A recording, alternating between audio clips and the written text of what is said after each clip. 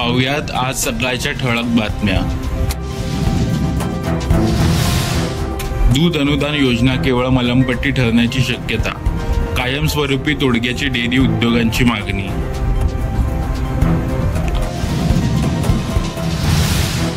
दूध संघ गाईच्या दुधाला 30 रुपये प्रति लिटर देणार, विखे पाटील यांनी केले जाहीर।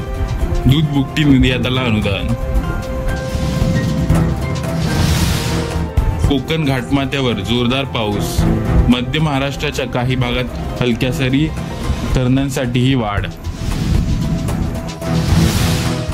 सत्ताधाऱ्यांना थक हमी, विरोधकांची कोंडी, राष्ट्रीय सहकार विकास महामंडळाची 1818 रुपयांची थकमी।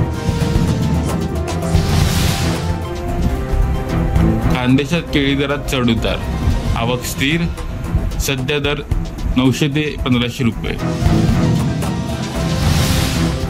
दूध भुकटी आयातीसाठी कोणाचाही अर्ज नाही, कोटा पद्धत जुनी असल्याचा केंद्र सरकारचा निर्वाळा।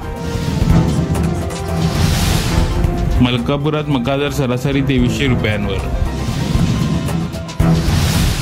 CSCC केंद्रांना तंबी विमा अर्जासाठी अवैध वसुली, नाशिकमध्ये कृषी विभाग अलर्ट।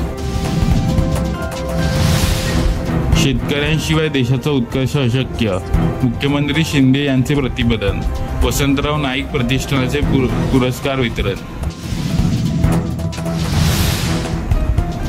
कांदा 500 ते 3700 रुपये। PM किसान योजनेवरून कृषी विभागाला घेरले, 20,50,000 लाभार्थी वाढल्याचा कृषी मंत्री मुंडे यांचा दावा। अशाच नवनवीन शेतीविषयक बातमी पाहण्यासाठी आपल्या शेतीविषयक चॅनलला म्हणजे शेती बाजारभाव या चॅनलला सबस्क्राईब करा। धन्यवाद।